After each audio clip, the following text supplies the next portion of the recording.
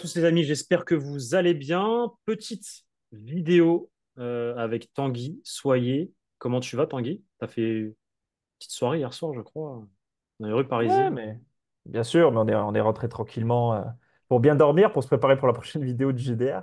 Bonjour à tous. T'as vu, Patron de la... j'ai fait ton sur ton, un bleu, bleu, tu vois. Donc à Ah, chaque fois, je travaille moi aussi magnifique, magnifique. Attends, pour bien paraître à l'écran. non, bon, félicitations, bravo. Petite question, Soyer, t'as l'étymologie de ton nom de famille ou pas? Ça vient d'où, Soyer? Ça m'intéresse. D'ailleurs, j'y pensais, j'étais dans le bain, je me disais, Tanguy Soyer, Soyer, ça me... Je sais pas, c'est... Alors, j'ai pas cette info-là, mais je vais rebondir. Parce que sais-tu que, je vais pas parler de mon nom de famille, mais de mon prénom, sais-tu que Tanguy, ça veut dire chien de feu? Ah, chien de feu. Eh oui. Incroyable. Mais Peut-être comment tu pour sais ça, toi? Bah, je me suis un petit peu intéressé à mon prénom, logique, mais. Chien de feu. Donc, mais ça remonte à Ah très oui, longtemps. oui, oui, Au c'est Moyen vraiment Âge. l'étymologie du prénom. Ouais, ouais, ça remonte à très longtemps. Mais c'est peut-être pour ça que je suis aussi dynamique. C'est pour ça que tu es un patron. Patron de la Ou c'est- rédaction du JDR. Non, Chien de feu. c'est faux, ça. Ah, si, Tout t'es le patron. s'explique. T'es le patron. On a chacun un grade. Toi, tu fais partie des patrons. Alors, il faut peut-être expliquer justement à ceux qui nous écoutent les fameux grades. Bah, écoute, vas-y, explique parce que c'est ton délire. Donc, c'est toi qui as instauré ça dans la rédaction. Donc, vas-y, on t'écoute. Alors, le directeur fondateur ici présent s'appelle le Jefe des Jefes. Vraiment, il y a pas au-dessus, c'est impossible. C'est juste en dessous de Dieu. Ensuite, il y a Jefe, simplement. Ensuite, de mémoire, Patron. il y a patron, même la version espagnole, patron. Voilà. Ensuite, il y a boss et ensuite, il y a chef. Et pour l'instant, on n'a Voilà. personne en chef. Pour l'instant, on a personne en chef, exactement. On va pas vous savez quoi, les gars? On va pas vous dire qui est qui. Bon, vous savez du coup qui est chef, le préfet des préfets. Mais dites-nous en commentaire, selon vous, qui fait partie de quel cast du JDR. Et comme ça, on va bien rigoler. Dites-nous aussi Guillaume, d'après vous. Où est Guillaume? Ah, Où se place Guillaume? j'en étais sur la petite pique à Guillaume. Je pensais que tu allais dire qu'il était hors classement. Non, non, dites-nous en commentaire ce que vous pensez. Et les gars, si notre contenu vous plaît, comme je vous ai dit là sur les dernières vidéos, vous êtes beaucoup à regarder nos vidéos et à ne pas vous abonner ni à mettre de like. Donc, s'il vous plaît, un like, un abonnement, ça donne de la force et ça nous fait grandir. Et c'est très important pour le média. Tanguy, sujet de la vidéo, pour mettre en contexte, la BEG, Brahim Hendrik Eguler. On voulait faire voilà, une petite vidéo analyse tactique par rapport à ce début de saison, recontextualiser un peu les difficultés de l'attaque finalement du Real Madrid depuis l'arrivée de Kylian Mbappé, l'adaptation de tous, la blessure de Bellingham aussi joue dans ça, forcément. Euh, la BMVR en crise, entre guillemets, parce que je dis en crise parce que faut mesurer les mots. Je dis en crise parce que voilà, je suis dans le putaclic. Mais c'est pas réellement de la crise. C'est une attaque qui est en train de prendre ses marques, de s'adapter à son coéquipier, etc. Il y a un nouveau joueur qui vient d'arriver. C'est un grand joueur, un grand nom. Il faut forcément que voilà, il s'habitue. D'ailleurs, grand joueur, grand nom qui n'a connu finalement réellement qu'un club. Il était à Monaco, certes, mais il part direct à ses 18-19 ans pour le Paris Saint-Germain et il reste quasiment, enfin, il reste 7 ans. Donc finalement, voilà, il a connu qu'une seule réelle structure professionnelle, on va dire, parce qu'il était dans le centre de formation de l'AS Monaco. Et il arrive dans le meilleur club au monde. Et forcément, bah, c'est la première fois, c'est aussi la première fois de sa vie qui sort du territoire français, etc. Enfin, C'est ce que j'allais dire. Nouvel environnement, nouveau système tactique, nouvel entraîneur, etc. comme d'habitude, on va nous dire en commentaire et sur Twitter, vous lui cherchez des excuses, etc. Mais c'est la vérité, les gars. Ça reste un humain, ça reste une personne et il traverse pas la forme de sa vie, il traverse pas son meilleur moment. Ça s'explique par le passé l'année dernière avec le Paris Saint-Germain. Ça s'explique par bah, peut-être qu'il a perdu en sérieux aussi à cause de ça. Il fait boule de neige, il en avait marre du Paris Saint-Germain. Il s'est moins entraîné. Il est peut-être sorti un peu plus l'an passé aussi. Il a perdu en forme. Peut-être que mentalement aussi, c'est compliqué. C'est compliqué pour lui. Ça a été compliqué ces dernières années. On vous le dit, il n'avait pas spécialement envie de rester plus que ça en 2022 à la base. Il a très vite compris en tout cas que il avait fait une erreur en prolongeant au bout de 2-3 mois. Donc il a dû tenir ensuite 2 ans là-bas. Donc voilà, faut relancer la machine. Mais moi, je me pose la question. sujet de la vidéo, Tanguy, la prévisibilité de cette finalement BMVR dans le sens où elle est très portée sur le côté gauche pour le C'est moment, ça. en tout cas des premiers matchs qu'on a vus. Est-ce qu'elle peut profiter finalement à cette BEG assez jeune? Bon, Brahim n'est pas tout jeune, il a 25 ans, c'est la génération Kylian Mbappé. Mais est-ce qu'elle ne pourrait pas profiter justement à ces gamins qui sont là à toquer à la porte de Carlo Ancelotti ou de son bureau de dire ouais, j'aimerais bien jouer, avoir plus de minutes, chef, boss, préfet des préfets plutôt, Carlito.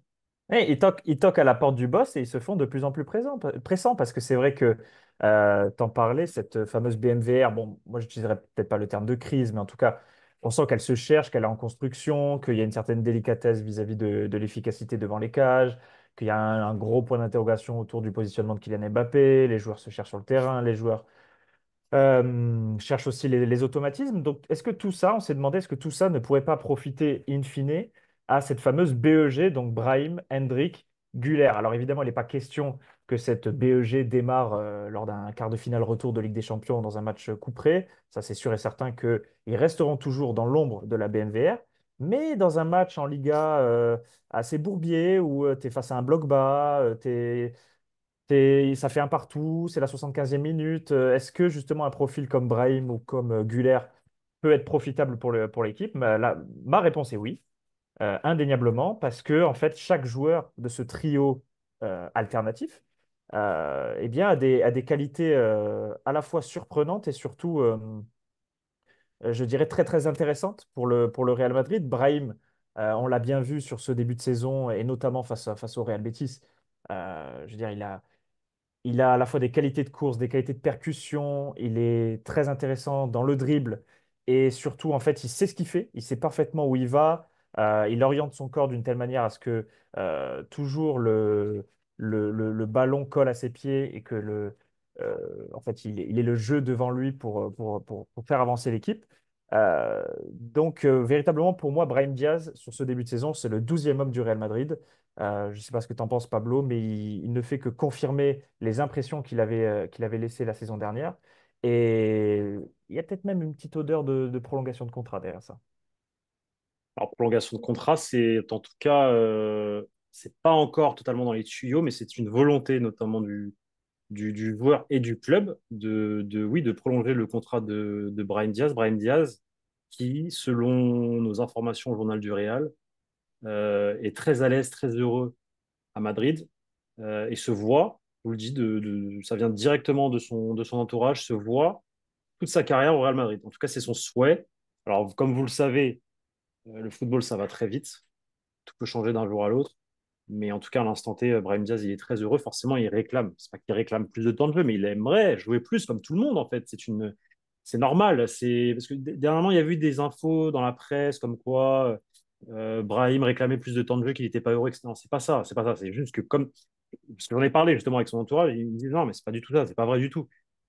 Forcément que Brahim a envie de jouer plus, mais il sait aussi la chance qu'il a d'être là où il est et il connaît sa valeur et son rôle. Et comme tu l'as dit, moi, Brahim, c'est clairement le deuxième homme. Ça a été le deuxième homme déjà l'année dernière. Moi, je le disais là dans une vidéo il n'y a pas longtemps, bah, avec toi d'ailleurs, sur Rodrigo. Pour moi, Brahim, l'an passé, devait à un moment donné être titulaire.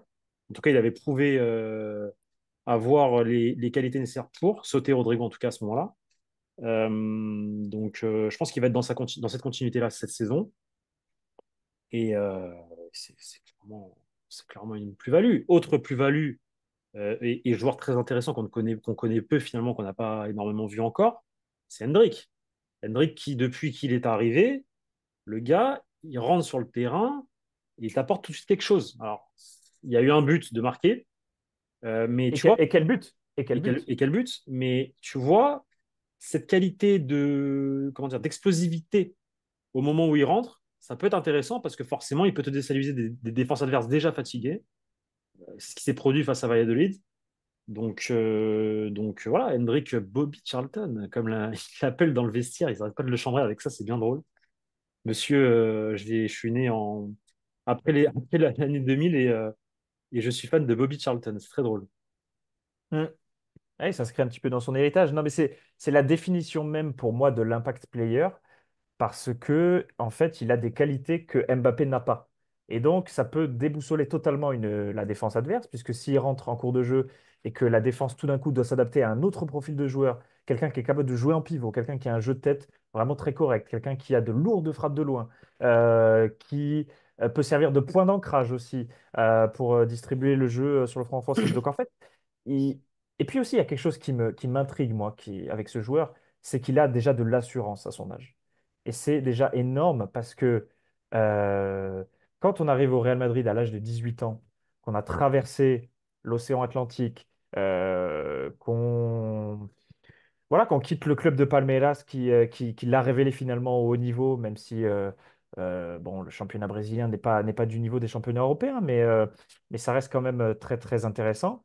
Venir au Real Madrid avec la mentalité qu'il a, dire Dieu m'a fait ce don, je me dois d'être au niveau pour le respecter. En fait, tenir ces propos-là, c'est véritablement extrêmement impactant pour un suiveur du football parce que tu te dis qui est cet ovni? Qui est cet ovni de 18 ans qui débarque dans la capitale espagnole et qui est capable de mettre un but plein de personnalité, un but on dirait d'un joueur expérimenté. Il prend le ballon sur son pied fort, il réussit à dribbler le défenseur et il marque de son mauvais pied, petit filet face au gardien du Real Valladolid. Donc C'était son mauvais pied?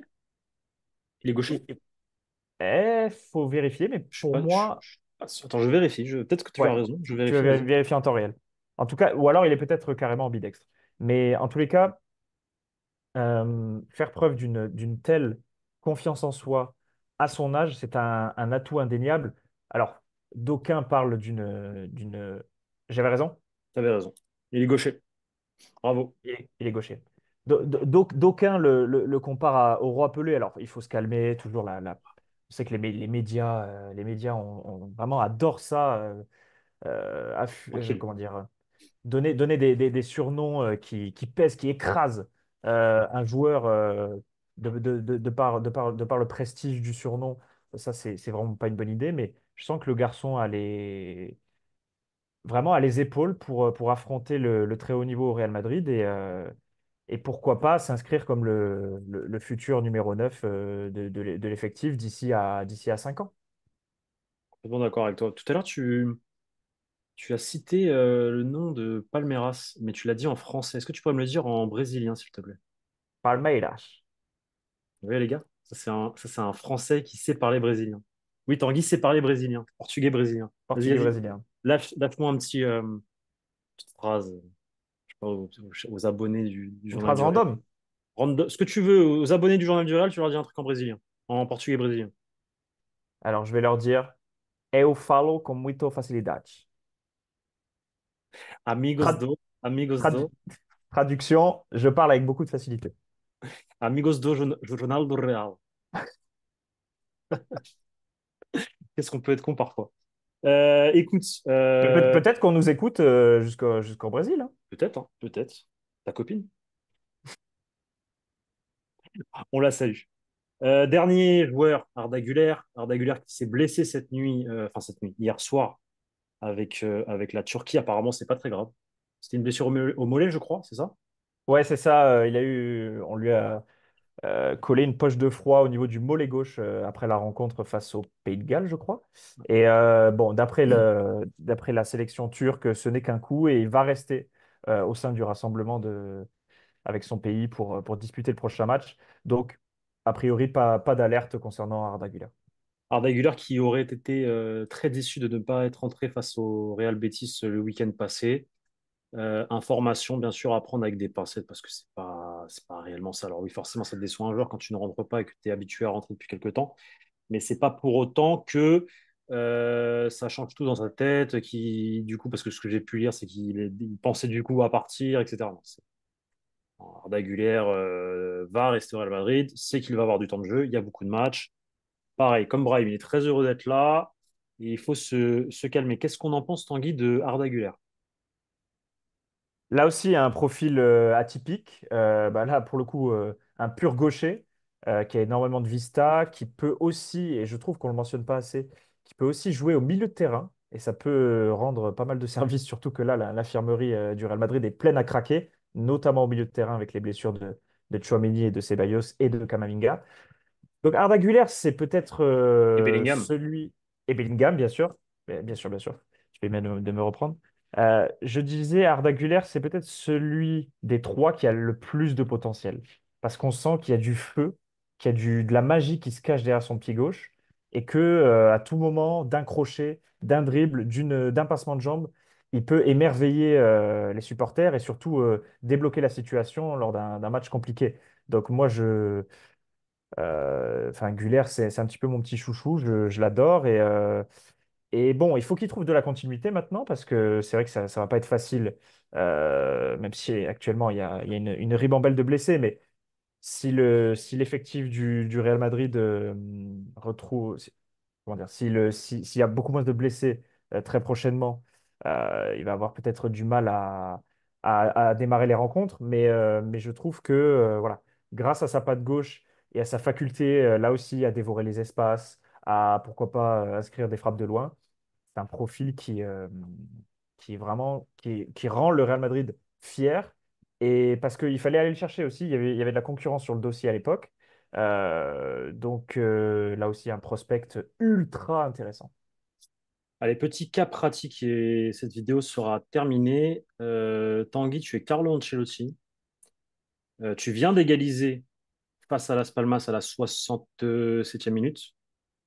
Enfin, encore sur le terrain, du coup, je crois. Non, Rodrigo était sorti, je crois. Non, Rodrigo venait de rentrer parce que Brahim a joué. T'as encore Vinicius, t'as encore Mbappé. Que fais-tu pour essayer de réinverser la tendance? Est-ce que tu fais rentrer plutôt Hendrick? Est-ce que tu mets en place Arda Güler par rapport à l'effectif que tu as de base? Parce que lui, on sait qu'il attend souvent très tard.